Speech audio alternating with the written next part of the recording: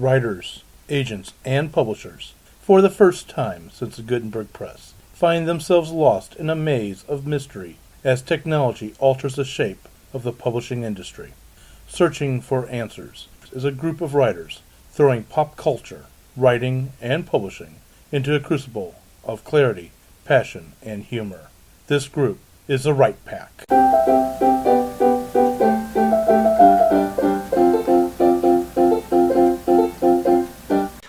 Welcome back to Write Pack Radio. Today we are going to talk about probably one of the most interesting problems in which writers face, especially getting books banned in libraries and schools and so forth, is the level of violence in a story. So today we're going to talk about violence in fiction. I'm your host, David Allen Lucas, poet, author of mystery, science fiction, horror, and usually combining them all. And with me today is... I'm Melanie Polanyi, a writer of science fiction, fantasy, and nonfiction. Brad R. Cook, author of the steampunk novel Iron Horseman, coming out this November, and I'm also a publisher and president of St. Louis Writers Guild. Vidara Amos. I write Victorian whodunits. If you'd like to see me, I will be someplace where I hope Brad will be, and probably David too, at the St. Louis Writers Guild workshop on August the 2nd from 10 to noon. It is at the Kirkwood Community Center, and it will be triple the mystery, as two other mystery writers and I are going to give you some secrets. So come by. Can't wait. And closing out our little group of five, this is Kathleen Kayembe, your co-host extraordinaire. Ha ha ha. I write paranormal romance under the pen name Kaseka and Vita, and I like nice things. Getting into violence in fiction, let me give you a little background here of some of the people sitting at the table. Fedora writes mysteries, and she wrote the book, as she just talked about, Jack the Ripper in St. Louis. Yes. So we know where her level of violence gets to go. Well, not necessarily. Was it Jack the Ripper a love story? Like with vampires? Ripping stuff? hearts apart, yes. Yes. Read the book, Kathleen. So it is a romance. Then in the meanwhile, while I'm trying to keep a straight face in front of everybody here, Brad and I have done a few seminars on writing the fight scenes. Brad has studied Years and years of fencing, as well as many other weapons. and I am a third degree black belt, almost fourth. Hopefully I'll have that before the end of the year. And also have studied the katana as well as fencing and so forth. So there's a lot of oriented people here sitting. There's no violence in fighting. What are you talking about? Let me add that I'm a pretty darn good shot. There we go. No blood, no foul. So with that said, let's start off with, we're going to hit a lot of topics out there, but let's start off with, when is violence too much in a fictional story, or is there such a thing as too much violence? I mean, there is spatterpunk, which Fedora has informed us of in a previous episode, which I'm going to call a Tarantino movie written on page rather than in the film. So when is there too much violence? I'd say the level of violence is very much determined by what genre, and that does do it, but it's not just genre. It's part of it is audience what every reader and writer. The writer has an unwritten contract with the reader, and if you're reading something that's splatterpunk, you expect the violence. But if you're reading something that is, let's just say, marketed as a cozy mystery, a cozy is like a little whodunit. Uh-huh. Graphic violence would be a violation of the reader's contract there. So part of it is very much, what you're reading. So if I sit down to read Miss Marple and there is a massacre, I will be concerned. No. There could be a massacre on this page, but yeah, you can't see the blood spatter massacre. Now we're getting into what's the level of violence. Which is So how much is the level of violence going to matter? Because even in your cozy little mystery, somebody died. Yeah. There was a death at the beginning of that book, and somebody's trying to solve that And death. Now, it could just be that, as we were putting out there, the little old guy in town just drank the wrong stuff. But, guess what? It turns out that his wife probably poisoned him with the arsenic or something along those lines. That's still a level of violence. And that brings up a very good point. It's not just what happens, it's how it's discussed. Because Agatha Christie kills a lot of people in her books. She does it so well. Yeah, but she kills a whole lot of people, but her books are much, much less violent than a whole lot of authors that have much lower body counts. And then you take a book about war, which Yeah. is almost violence on every page, but at the same Yeah, point... but there's a difference between Well, South hold on. Pacific and Saving It's a Private level Ryan. of violence that can be on every page, but at the same point, you don't necessarily...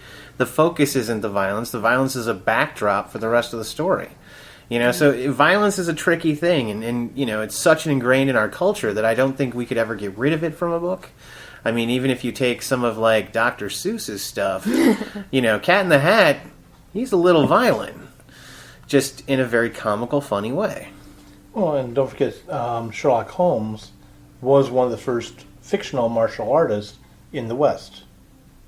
I was just thinking about slapstick humor, Brad, when you were talking about the Cat in the Hat. Because it's very funny to see the Three Stooges, but they're not very nice to each other. No. In fact, I mean, if you think about it, like an old Warner Brothers cartoon, I don't even know if you can put that on TV today.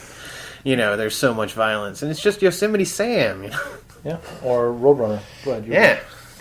Yes, well, I would like to take us all the way back to the days of ancient Greece Love and it. their plays, which were hideously bloody, but it was all off stage.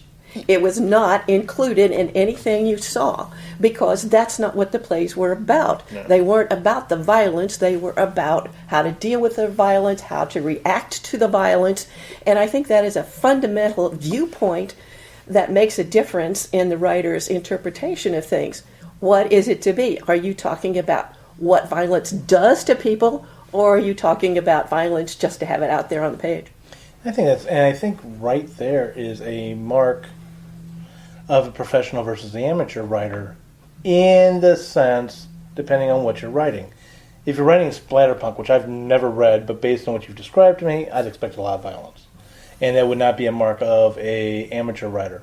But let's say I'm writing a police procedural, and I'm showing violence. I'm showing heavy violence, meaning I'm showing the bullet going through the guy's head, and the head coming out with a big size of a plate at the other end where the bullet's exiting. That might be a sign of being an amateur, unless that actually is truly important to the story.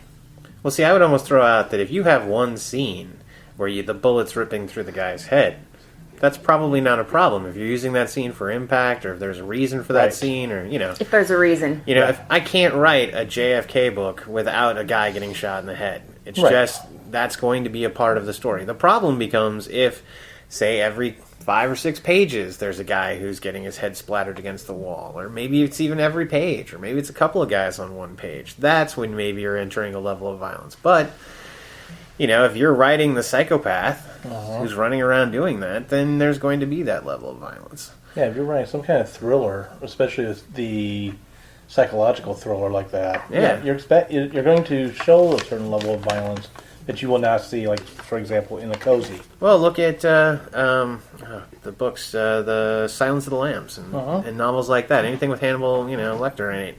I mean, he's incredibly violent. Or Dexter. Yeah, or Dexter, any of the serial killers. All of these guys are incredibly violent. Their violence is generally used for a purpose. There's a reason in the story for this level of violence. Has anyone noticed a change in the level of violence or the visibility and focus of violence in media? all kinds. Game all of Thrones, anyone? I think part of that is to do with you're no longer going for general audience. So since we don't have to appeal to the general audience, as in family safe, then you can, in theory, make things that aren't supposed to be appropriate for little kids now. Well, there's also the question of realism versus being kid-gloved about it. I'd like to take a crack at that. On purpose, I watched a little movie, which was called Von Richthofen and Brown. Yeah. It was a movie from the 70s, set in World War I with the Bloody Red Baron, Manfred von Richthofen, who had killed at least 73, which both sides say, and way many more than that were unconfirmed. Okay? So, he was bloody. You would expect it to be a bloody movie. This is what I observed. There were squadron dogfights, 9 in number. There were 2 examples of one side scraping the other and blowing up their entire base.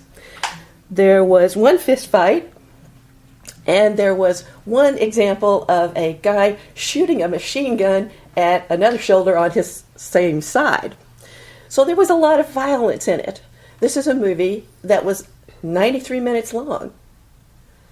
Today, if you have a movie with a lot of violence in it, I pick out Django Unchained, for example. Unchained. Unchained. Okay. Well, he was unchanged too, wasn't he? Yeah, for those who don't, he was on change too. And for those who don't know the movie, just I don't know where you've been hiding, but if you don't know it, this is a Quentin Tarantino movie. It is indeed. And there are plenty of examples of violence, but I'd say there are not nearly so many as that would be. I'm no mathematician, or you could tell me how many that would be per minute. There weren't that many, but they were far longer and far more graphic. So what I think that suggests is that tastes change. True. So I agree with you entirely, Kathleen. I was just thinking, this is a subtopic, so if someone wants to stay in what we are now, this is slightly different.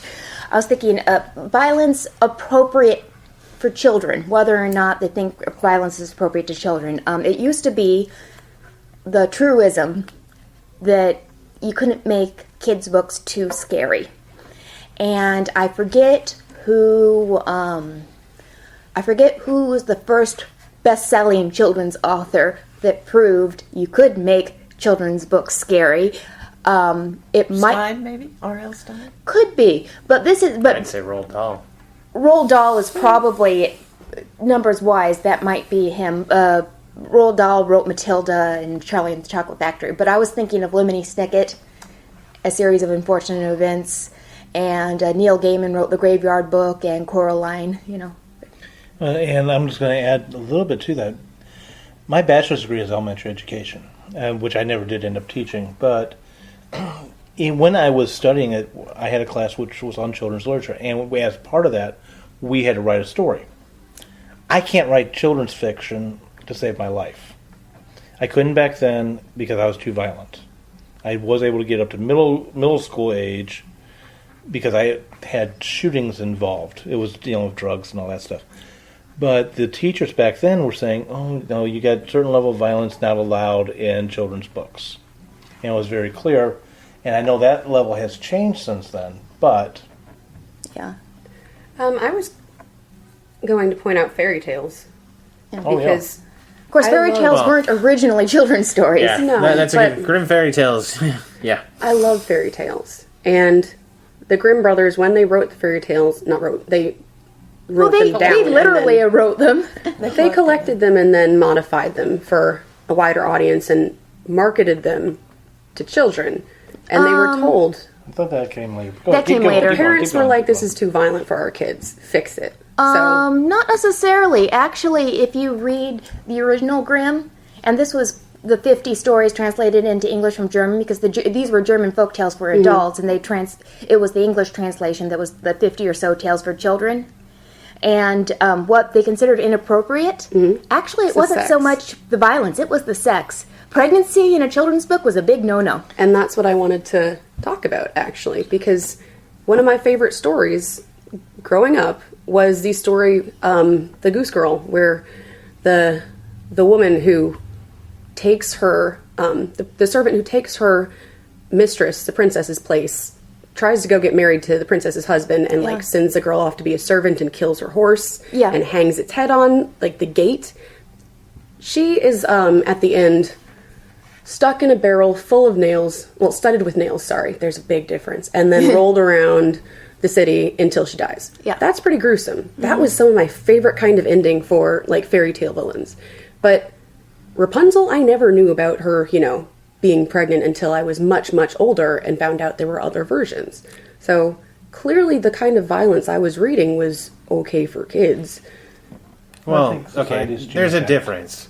I write for kids. I write middle grade. I've been writing middle grade for a while now, and there is a difference level. I do inject some violence, but it's all age appropriate. So I'm not going to have a kid who's there, plowing off with a machine gun like crazy or something like that. I know it can happen, but the point is that that's not necessarily like appropriate level of violence for the kids. However, I do have in my book that's coming out, there are kids riding these giant mech machines and fighting each other. Other people in giant mech machines. Gundam. A little bit, but The Victorian Gundam. Gundam But the isn't- point is that you have these fairy tales. Things like if you take Jack and the Giant Killer, who Jack and the Beanstalk, for those who don't know, he goes up, and ends up killing this giant when the giant falls down. There's all kinds of levels and violence that you can get in the Mother Goose tales. If you want to go to Hans Christian Andersen, just look at, The Little Mermaid. He was a sadist. Most of the fairy tales came from oral lore. Yep. And their function was entirely different than modern literature. After all, let's face it, if you were a parent and you lived in the woods, you have no fences, no way to keep these little kids there with you necessarily every single minute. What's to do? Scare the bejesus out of them so they stay home. Exactly. Right. And that's what those fairy tales were about. Today's, Brad says, are very much different. What are we trying to do today? Well, and that's just it. Today, violence is it can be used in many levels. If you want to take something like Hunger Games, which is technically written for young adults, the violence in there is about shocking the people, and I mean the readers. The level of violence that's there is meant to, leave an impression on you. But it has a purpose. That's It the has a important purpose. aspect. And I think so long as there is, then you're fine. Kids deal with violence every day. They have to deal with bullies. They have to deal with fights at school. They have to deal with stuff they see on TV, hear on the radio, even just the news. Kids aren't immune to this. They know about it. So, I think hiding it as we did for so long, was kind of ridiculous. And we had Bugs Bunny and all that kind of stuff. We were still seeing it like crazy. Tom and Jerry is horrid. And one of the things that note, But I love Tom and Jerry, so... Yeah. one of the things to note about going back to fairy tales with violence and so forth, I think some of the candy coating of it came about with the Disney franchise movies. I think it was because of the culture at the time. Yeah. Telling me the Disney Little Mermaid ends differently from the Hans Christian Andersen Little Just Mermaid? slightly. Just- We won't talk about what happens at the end of the Hans Christian We're not Andersen going to ruin version. the stories.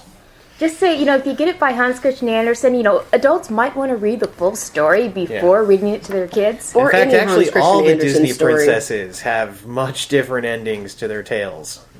It's almost kind of scary. So I'm going to change tracks here because we've really gotten caught up into fairy tales and so forth of violence. What do you, as a reader, find disturbing? No, let me rephrase that. When do you find that you get kicked out of a story because you found the violence in that story to be cartoonish or completely inappropriate? Like tonally? Maybe tonally, or is in the? I know. Let me just say, in my case, I will read a fight scene of some kind in a story, and with my background, both in physical hand-to-hand fighting versus weapon fighting versus, be it firearm to firearm fighting, I cry BS a lot. On some certain types of stories. Well, yeah, anytime they do anything that either physics won't allow or doesn't actually happen in the real world, then, you're going to get yanked out. Can I say something that doesn't necessarily pull me out, but if Jen was here, she probably would say? Go for okay. it. Okay, I don't if a dog or cat or if a pet animal gets hurt for basically just to up the ante because they don't want to hurt a human, they hurt the pet instead. I was going to ask a question about that because Stephen King kills dogs in a lot of his books, and that's how I know I hate characters in them, because they're evil because they kill innocent little dogs. Yes. What are some of the violence taboos in It's genre Various specific. fiction. Killing Yeah. animals, I hate that. Is that true for every Bugs book? me in every No. book No. I read No. it in. No, It's true on mysteries where you can't kill. There's certain mysteries you can't kill a cat or can't kill a dog. even Or off is you- screen. Yeah, even off screen. It's Well, not- there's a whole subset of literature that says you should never kill off the dog simply because that's going to anger a huge chunk of the population. Now, in Old Yeller, But- it's okay that the dog dies. That's It is not sort It of- was okay that not the dog okay. dies. It was not okay It's at not all. okay in Marley and Me. It's not okay in Canine. Where- it's not where the okay red in fern grows? Tuner and No. Hooch. No. Yeah, any of these books. No. It's not okay. All Even dogs like live you know, forever, not go to heaven. Thank The you. Last Unicorn is just hard to deal with. I mean, that poor unicorn. Can we go? Because But we're sorry, talking you're asking about other taboos, troops. Do you want like other taboos? Taboos and tropes and stuff, but also to do with types of violence. Because Well, killing's easy. There are other Anytime kinds you're of dealing violence. with, like, you know, so things you generally want to stay away from unless you're going to make these the huge parts of your book is obviously rape, molestation of kids, any kid violence. If you've got serial killers killing kids, that's really hard to deal with. That's going to be really hard for readers to deal with. So any And of those... hard to sell a book. Exactly. If you're trying to do that. And that's, you know, in essence what we're trying to do. And if you're out there ticking off over half your readership, you're never going to, you know, sell a book. So you can keep these things in and make it your shock moment. But if it's every couple of pages, you're killing the dog, then the kid, then, you know, that's just a book most people probably aren't going to want to read. That reminds me of Good Omens by Neil Gaiman. That it's one of his more approachable books, but Neil Gaiman and Terry Pratchett. yeah, but it's a funny book about the apocalypse. But anyway, in that one, the Antichrist gets misplaced with the wrong family. But the point is, the babies get switched around. There's sort of like a musical babies moment. But the point is, we actually found out what happened to the other babies. So no babies were actually harmed in it. So, you know. Yeah, but I mean, look at Game of Thrones. We were throwing that out earlier. That goes to prove that any level of violence is acceptable. You know, so long as you use it in a right moment. I mean, he kills off kids. He kills off women. He kills off old people. He kills off everybody. Technically, Star He Wars does killed other off a bunch kinds of kids. He also, well, So yeah. does Shakespeare Yeah. in some of his stories, especially Henry V, where all the kids were with the baggage got murdered by the French. Yeah, but violence used appropriately, Exactly. I think, will always have a place because of the types of stories we generally are telling. It sounds like in Game of Thrones specifically, because I've read much of the series, and I'm waiting for the last ones before I go back and reread the entire thing, so please hurry. The level of violence that is used seems entirely appropriate to the world and the contract that's set up with the reader. And the first death that hits you in Game of Thrones Book 1, that was... Spoiler alerts. Okay. The first death is a character that one would not expect to die in most books. Is one of the bulletproof characters you're expecting to stay around forever.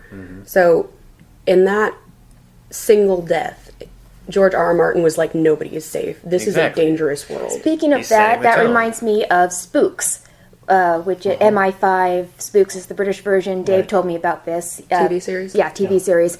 But in, what was it? You said it was the second or third episode? The very second episode of the story where two MI5 agents go undercover into a white supremacy group. They get found out and are being tortured / questioned by the bad guys, and the bad guy takes the woman MI5 agent, and puts her head into a fry fryer with oil going. And obviously she gets killed mercifully at the end, but still. Anybody could die at any time. I would like to ask about that, actually. Anybody could die at any time. Are there typical victims of violence that you've noticed in stories, like women in refrigerators, where women tend to die so that men's Yes. story arcs can... It's an entire genre. Femjet, it's called. Yep. Are you serious? Oh, yeah. Serious. Please explain. I have never heard of this as an actual genre, just as a terrible thing that breaks my heart. Well, I think it came about because so many of the books of the 70s, 50s, so on, were written by men that they didn't want to see other men barbecued. So I'd rather see Exactly. women barbecued. Women, certainly at the time, did not have as many rights and perks as we do today. And so they were kind of a lower class, shall we say. And that's how you get Femjet. And a lot of them are. Video games. Hard-boiled especially. Video games. Perpetuating some of that. Came straight Trope. out of it, I think. Tropes versus women in video games. Feminist Frequency. Anita Sarkeesian. Series of videos. Amazing. Please watch them.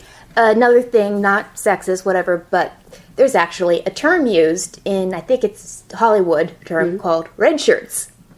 Oh, tell me about red shirts. Okay. They're my favoriteest. Okay, so red shirts, I believe, I could be wrong, were accidentally invented by Star Trek, or at least that's where the name came from. That's when you have an ensign where you know the character's name, like in that episode, it's the brand new character.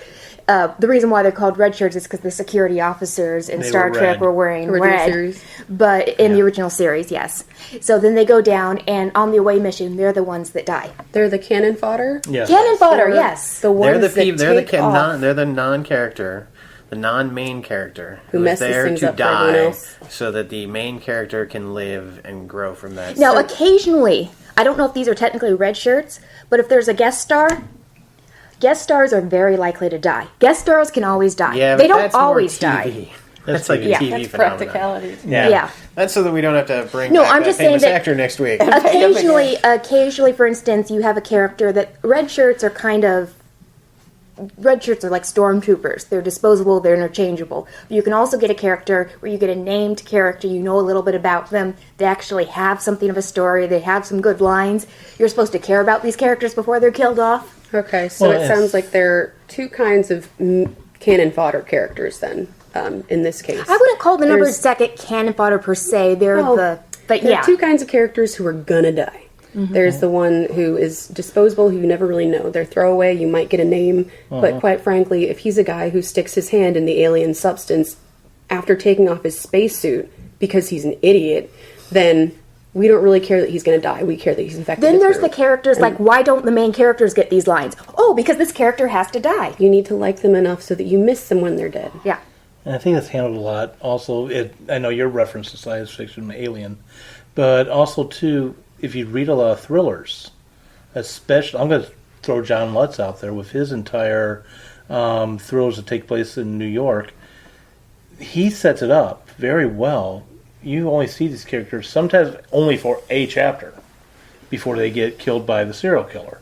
Sometimes it's a couple of chapters. Now, see, this is why I like books the setup, better. yeah, but the setup the setup is faster, and the trick is to develop the reader's sympathy for that character, so when they get killed, you actually feel something for that character. Now, in most books, for instance, you know the main character is bulletproof. With very few exceptions, your point of view character will not die, at least not until the last chapter. I think it depends on how it's written. Yeah, but in most books, there are notable exceptions. But if it's a first person, they are definitely bulletproof unless their ghost comes right back. But I have a question real quick. Is The Lovely Bones, which I have not read or seen the film adaptation of, was that told by a ghost? I don't know. I didn't read read it it. either. A girl who died and her ghost is telling the story of the solving for murder. So it told them the ghost. So, Yeah, I'm pretty sure it's told from the ghost point. so then it sounds like even the exceptions are the character's still in existence somehow. Well, the here's the story. thing: with a main character is either going to commit violence or have violence committed upon them. That's never going to change. It's your side characters that will have the potential of dying or being, having the violence, severely influence them, sort of influence them, or any of those kind of things.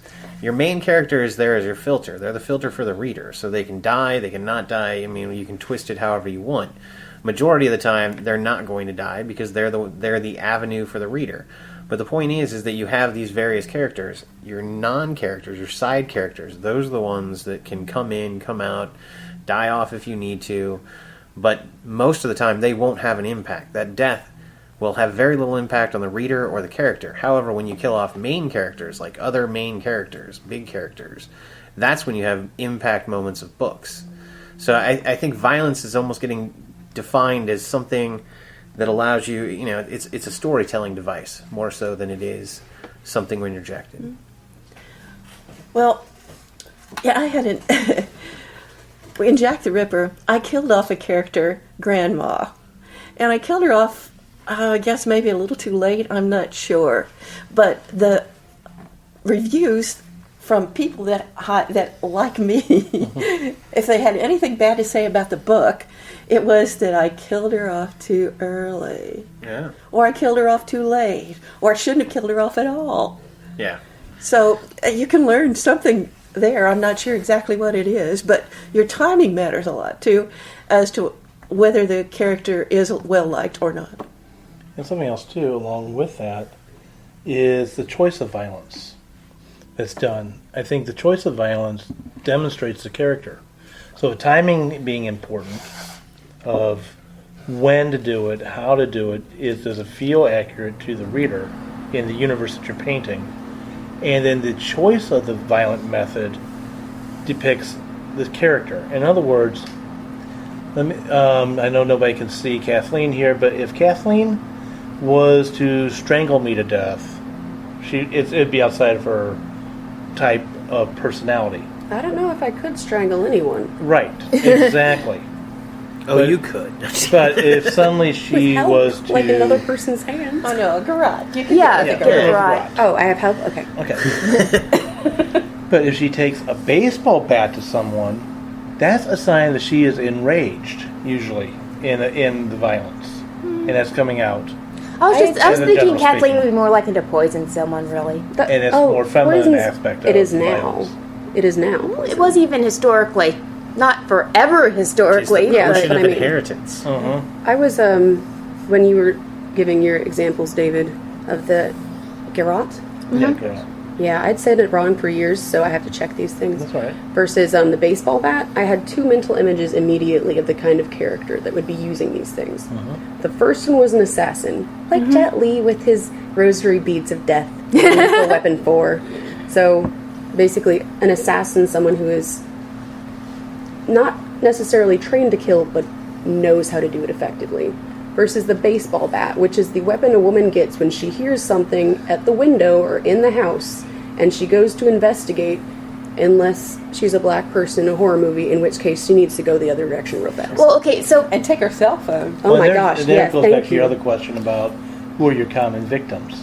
Yeah. Each genre has its own list of common victims. and weapons, a baseball bat is a weapon of opportunity. A lot of people Not have, necessarily. well, yeah, but a lot of people have baseball bats around. Baseball bats have a bunch of other non-violent like any purposes. blunt force, Yeah. like any blunt weapon, a blunt Yeah. weapon is a weapon of force and power used against somebody else, Like- generally out of rage. Cricket bats in Yeah. Shaun of the Dead, fear for one's life with Exactly. the zombies. They make really good weapons, which is why we always reach for them. But the point is that it is a weapon that you are grabbing and you are going to put some forceful rage into to dispatch your opponent. It's the only way to do it. Yeah, I was thinking, unless you're using some sort of rope-like device for a garrote, if you actually have if you have a garrote that you don't make on the spur of the moment, likely, unless you're a weapons collector, A garrote can be anything. It could be the camera Yeah. strap right there. It could be, the sleeve belt. of my Yeah. a belt. Anything like that can be used. Are you saying? then the- But a any- garrote is a weapon that you're bringing onto somebody, and then you're going to overpower them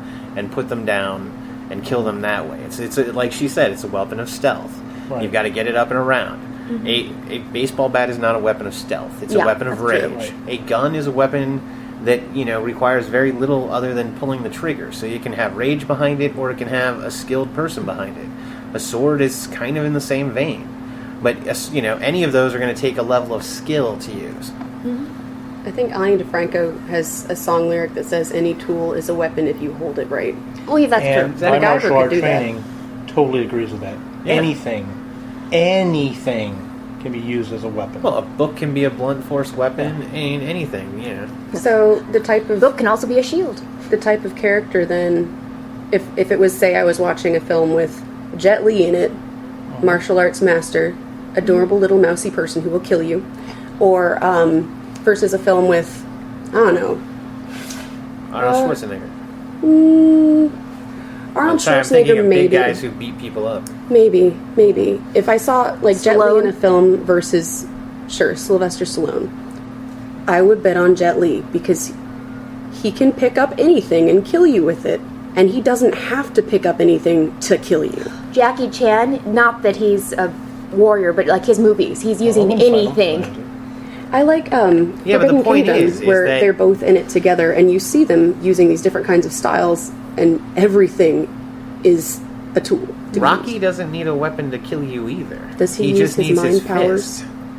Fist. His fist and his muscles and the brute force of that to dispatch. I mean, His that's the fist level has of to violence. reach you, and it's not going to hit Jet Li. But once again, this goes back to the choice of the action of violence tells Yeah. you something psychologically about the character who's using it. Could we talk about? Do we want to keep talking about this, or could we move on No, to the psychological effects of psychological? violence. Into that, Yeah, too. psychological violence. And that's something else too, which I'm glad you're opening up with this, is a lot of time. Now, I gotta be careful with that. Depending on the fiction and who's writing it, and when the universe resets after each story, there's a lot of violence that doesn't seem to affect anybody in the story from book to book or story to story, and sometimes the level of violence affects those characters a great deal, and they've got to push No, past you it. said something I think needs to be defined. So, universe reset. What do you mean by that? The universe reset is where, at the end of a story, now this goes for books, TV, radio dramas, which are now podcasts, Anything and in so a forth. series. Anything that's in a series. And actually, in all truth, Seinfeld was known to do this quite a bit. Star Trek did this often. Is at the end of that episode, everything that happened in that story is not approached again in future stories, or very rarely. Example: you get somebody who actually, let me use. I'm going to use Star Trek Next Generation. Picard, who is tortured constantly throughout the entire series. He is captured by the bad guys, which are the Cardassians in this story. He is mentally and physically tortured, psychologically applied, where he has to.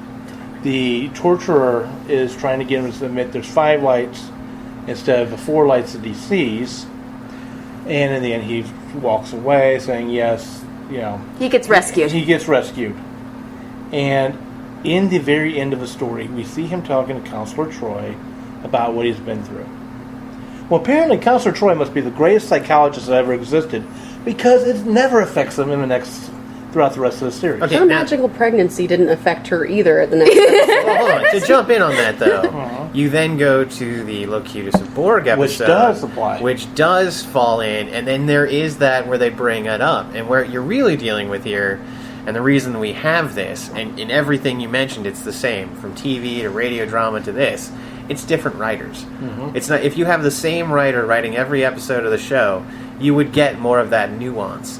But because it's a different writer in a different episode, and he's writing them, and they're writing them separately and not all together, that you don't have that kind of... Which is why in some of the great TV shows that have done that, carried an arc through, multiple arcs through every episode through a season, I think is better than the one-off series. So let me throw a book version at you, and I'm going to go to children's books. Either Nancy Drew or Hardy Boys. They get tied up, I don't know how many times. I'm sorry, if I'm going to get tied up, I'm going to have some type of fear that's going to stick with me. I'm going to have some type of memory that sticks with me, but it doesn't ever seem to affect them. See, and now you're dealing with kids' literature, which is I the am reason dealing for with that. kids' literature. And in truth, any of the kids who actually see violence in real life are affected by the violence they witness. And it can be bullying at school, as you mentioned before. You have urban kids who might be living in neighborhoods where basically their choices is the way they see it is either you work the corner store or you work the corner. There's lots of violence in that type of society, and it affects them greatly. Same thing with on the rural areas. There are certain levels of violence. Go ahead. I wanted to bring up the movie Gaslight, which is, I think, 1940s. There are 2 versions of it that were made. Gaslight is... Yeah, tell me about it, 'cause I don't remember it. It is a film about a woman who marries someone who does not believe her and keeps telling her when she says the gaslight in the hall is shifting. It's basically getting dimmer, which means that someone above her in the house is using a light.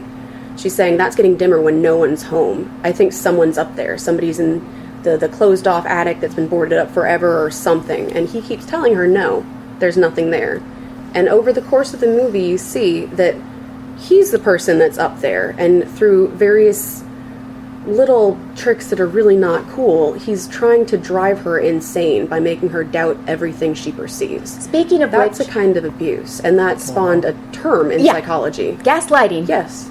Yes. Gaslighting is a term in psychology where basically the idea is to, you either convince the person themselves or you convince the world that that person is insane. And he does both for a time in the films. Yeah. But that's a huge kind of emotional violence, and I think that in stories often and films as well, the level of violence that we see is not then translated to the emotional aspects that would continue, as David has said. Like, there's a big difference between seeing someone get punched in the face and seeing someone backed into a corner terrified. Mm-hmm. You know that one of them's blatantly going to happen, but the other one you have to wonder what's going to happen, and it's almost worse. Oh, Henry has a wonderful little story in which a man commits murder by psychology. And the way he does it is that he is a midget and so is his friend. And what he does, the friend has a little limp, is he whittles off the bottom of the cane so that the man thinks he's growing. And he eventually commits suicide because what job is there for a midget who's too tall? And there's also a short story, I can't remember the name of it, where psychology is used. I want to talk about Alfred Hitchcock in a minute, so I'll just sidebar to it. But there's a short story where this man is really angry at the world, just really wants his rivals to die. And another man shows up and says, hey, I'm part of a society, and every day at, I'm going to say 10 o'clock, he says exactly when, but at 10 o'clock, we all think about killing somebody. And it's just, we think this person needs to die. And eventually that person always dies. And the original guy is really excited. He thinks he's going to be part of this group.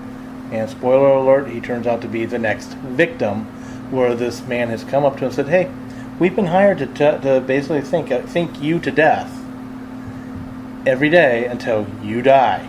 So you've got millions of people around the world, or whatever, thinking about you being dead. And of course he won't How die. much of it is self-fulfilling prophecy? Because a lot. Exactly, and what else is self-fulfilling prophecy, but sometimes the psychology behind it. 10 Little Indians. I won't say which one, but one of the characters in there, it's a murder mystery, but one of them actually commits suicide. The premise of 10 Little Indians by Agatha Christie is an island of strangers, 10 of them, invited by a host that never really shows know. up.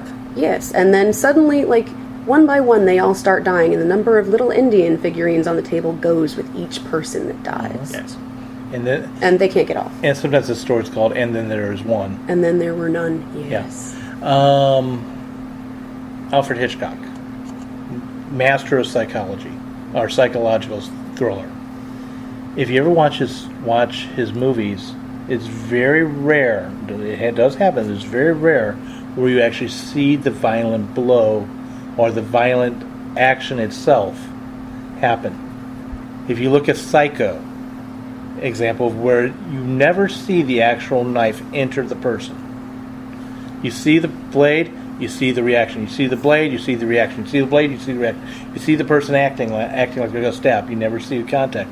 And the reason why this happens is, as Hitchcock said, I might paraphrase because I'm not going to exact quote, is it's more psychologically impacting, more fearful, if you will, to show that it's about to happen rather than showing it to happen. Well, the anticipation of fear is greater than the fear itself. Exactly. And I can imagine scarier things in the dark than I would ever see. Mm-hmm. Now, I'm going to turn this over to whoever next, but there's one example where he actually does show it, and that's Rope.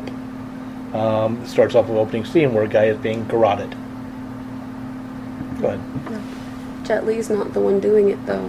No, it's not Jet Li Seen doing it, but it. I have a feeling it's not Jet Li. It's not Jet Li. Well, okay, sorry. You were talking about, different types of violence, and psychological violence is definitely one, but then you also have, and this goes to some of the violence you were talking about, which is violence for sheer entertainment. Right.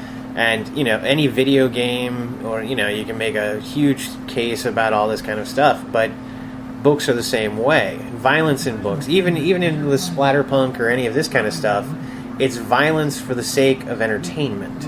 Now, we can argue whether that's true entertainment or not, or how that affects people or anything like that, but the reality is that, we live in a culture now especially that treasures this, that, playing Call of Duty, being able to sit there and yell and scream at people over the course of your TV, and shooting up, tons of people in video games, that's a level of violence that's acceptable now, so... And it is socially acceptable because it's not genuine. Exactly. And we know that it's not exactly. genuine. And part of that knowing that it's not real is the point of it. Well, see, I'm going to go a little bit away from what you're saying. I'm going to use examples where our culture still, I'm going to say it has not evolved from Roman culture. No. Ancient Rome, you had the gladiators, and you had violence as a form of entertainment. Let's advance 2,000 years. We have, I love hockey, but hockey. How many times, what's the joke? I went to a fight and a hockey game broke out. Yes, do not take fighting out of hockey. Yeah. So I prefer to watch a hockey game, not the fight, because of some of the rules. But, okay, from a martial arts point of view, they're not allowed to do certain martial arts stuff. They're not allowed to fight correctly. It's just I know, punching each and other. that's something else too.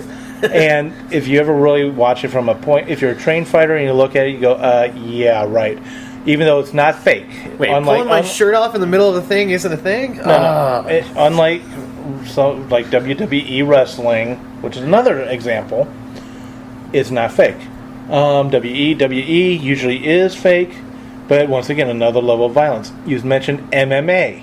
Cage fighting is really what that is. That is real, as far as I know. And from what I've seen, it is real. And yet, look at all the money, look at all the fans, look at all the quote-unquote entertainment that comes around that, be it any of the sports I've mentioned, and there are other sports out there that are also violent. Hey, I am waiting for somebody to die in reality television. I've been waiting for this since Survivor came on the air, Thank and they you for have bringing just that up, not which been, I was going to say. well, go ahead and throw it out if you want. Go for it. Are you want to finish? No, I'm going to just finish by saying I'm this. just saying I want people to die in I reality know television. that we like to think we don't have this violent society, and we like to think we like to protect our kids from this violent society. Guess what, people? I'm sorry, it's out there. I was going to bring up reality television specifically, not just for physical violence, but the psychological and emotional damage it seems to do to people. There was a show on Sci-Fi, an original series that was Opposite Worlds. Yes. And what they did was they Yeah. stuck a bunch of people in the future, state-of-the-art kind of luxury apartment-esque place. And then they stuck the other group of people in Stone Ages level, nothing, no tools, nothing. Yeah, and all down to clothes too. So keep nothing. And what they would do is they would pit these people against each other in challenges. This one group that was well fed and well rested versus this one group that had not eaten a decent meal in 2 days or slept well at all. And they wanted to see what would happen and which group would fight harder. That's not okay. A guy broke his leg right off the bat in the first challenge. Did he break it, or was it broken by the It other was guy broken who shoved for him him. off? Yeah. Yeah, that's... What do you mean by broken for him? They were in a challenge together, and the one dude shoved him off, and he ended up falling and breaking his leg. And Falling it was from how high? Yeah, pretty high. Yeah, so, that's entertainment? Well- We're calling it a social experiment, but it's not... It stops being a social experiment and just becomes dangerous. It's gratuitous, and the whole point of it is to be gratuitous. I mean, if you look at the MTV shows, and I'm talking about the challenge ones and everything like that, they've been doing the similar kinds of things for quite some time. But, I mean, if we go back to the 1980s, there's a great movie called The Running Man, which basically set up the future of what television's probably going to end up being, which is where, you have guys, maybe they're criminals, maybe they're not, but we like to think they are. And then we throw them into these death scenarios where they got to fight for survival and, kill or be killed. I just realized that was the brainchild for the Hunger Games. Well, Yeah, that's also this was a is book, lots of too. others. If I remember right, wasn't it by Michael Crichton? I'm going to look at that up. Go Why- for it. Audience, stand by. Go ahead, guys. Why are things that, like reality TV, I would consider violent? It's emotionally scarring for me much of the time because of the things that happen to people. It's one reason I like certain kinds of reality TV shows where creation of things like Project Runway or a Platinum Hit, those are the point, and no matter what sabotage you try and do, it's not going to do anything to keep you in. or Okay, out. I just went on a road trip. And part of this road trip, for about 20 minutes or so, I had to sit on a highway, not moving. Why? For no other reason than on the other side of the highway, there had been a two-car fender bender. No deaths, no craziness, no mass carnage, nothing like that. But I was literally stopped on the highway for 20 minutes so we could all roll by and stare at it. Rubberneckers? Yeah. I'm sorry, when it's never going to go away. I mean, this is ingrained in us as human beings. Sorry, I thought you were sitting on the highway, just you not in your car. No. Sorry. No, in a car, but yeah, so essentially it was this whole thing of we love violence. On some level, we love staring at it. As so long as it's not happening to us, we love seeing it. Oh, I think even if it's happening to us, because what do you think those reality TV shows are? They're people volunteering to be the us. To get attention. Yeah, but Yeah. see, that's trying to be famous, and that's a whole other thing than the people sitting at home watching it, going, you know, man, I really hope this guy on Survivor dies today. Maybe he And will eat the slug. That actually separates man as from the animals, if you will, only because we have an ability to learn from each other's mistakes. I don't know. or Orcas actions. seem to really often like don't. violence. Yeah, I know. But Curiosity. real Maybe back, that's the separator. Yeah. real quick, back to the Running Man. We're talking about the 1987 film, not the 1963 film, and it was actually a novel that was written by, though published underneath a pseudonym, was written by Stephen King. Oh, okay. I didn't realize I was thinking it was another Michael King. Crichton, but apparently I'm wrong. But okay, you take Running Man, you take Death Race, you take what was the weird one with the weird game that There's Saw movies. James which they've been Caan seeing. was in the first one, and then they redid it. It's more like roller derby. Yeah, rollerblade, something Rollerblade, like yeah. something like that. But Blade Runner? No, No. Blade Runner's No, different. no, No, it's Rollerball. Thank you. A All right. save from our people at STL. And Books. STL Books saves the day again. Yes, so Rollerball. Any of these kind of movies, they're all showing gratuitous violence put on for the masses. You know, I don't see that going away. It's been ingrained in us since day one. Look at King Kong. I mean, even something like that is crazy level of violence on display. That makes me wonder about monsters and villains and whether the violence against them has changed at all and what is acceptable to do to a villain that's maybe not for another character. There's a reason why knights went out and chased dragons. You know, because it was a much better tale than to tell of a knight going out and killing another lord and a human. Why was it better? Well, because it's you know, I can impart all the evil I want and everything like that, and I don't have to feel bad about it if they're a monster. You know, if they're, and which is why we demonize and dehumanize our, you know, the people we go against in war.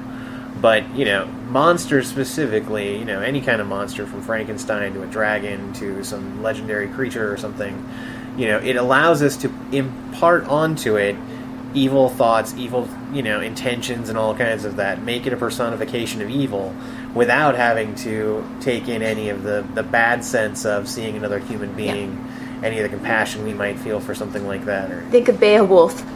Well, and also too, I'm going to use, just to stay with what Brad said, and I'll turn it over, is we will often call other people who we don't want to see their characteristics in ourselves or believe that they could exist in us, monsters. Adolf Hitler, various serial killers, so forth. We don't want to think we could do that, but yet they were human. But so maybe that's why some of the scary horror movies are like making the monsters more sympathetic, because it helps us see the monster within us. You know? Could be.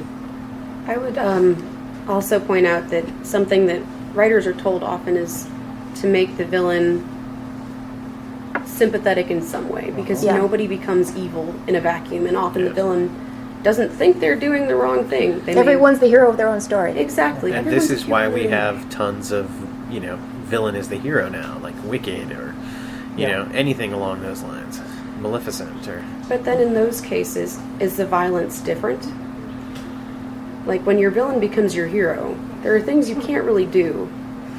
I would think. I've heard a saying said that every real hero has a dark side.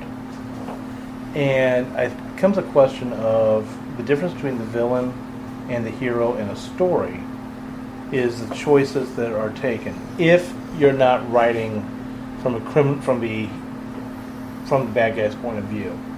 In other words, yes, every hero can be a story, but let's take, for example, if I'm writing a crime drama, well, that is a caper, I'll be writing it from the bad guy's point of view technically. But every hero makes a decision between good or what's perceived good versus perceived evil, and it's not always something that's easy to do. I think that perceptions of violence changed to some degree with the times in Agreed. another respect because it has a lot to do with moral righteousness. In the early 1900s, people sent out invitations to hangings, Yep. and it was considered quite an honor to get an invitation to a hanging. It was a good thing to do in the middle of the day. Well, you're talking about when there were open hangings, Yes, and a lot of people would go, and they did. It would take picnic baskets and so on. I'm talking about a bit later when you had to have an actual invitation to it because it would be within a stockade. I don't know about this, so please explain the open hangings versus these newfangled invitation-only If you go hangings. back to the French Revolution, for example, the hangings, the beheadings, whatever, were out in the open. Yeah. Right in the town Anybody square. could come. Anybody could come. And There were no actually, back restrictions. They were even supposed long to. Before that. Kids wins? Yes. And in Yeah. fact, in some places they had to come Yes. to witness it because they were witnesses of this proper punishment. So it was somewhat of The same way we deterrent, watch, I you suppose. know, the same way we It was watch okay. court dramas.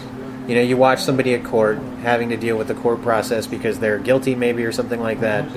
Same reason. It was the guilty person being punished. Yeah, capital punishment, unlike today, when it is done, was very visible to everybody who, either by invitation or before that, to anybody who was there to come and see it.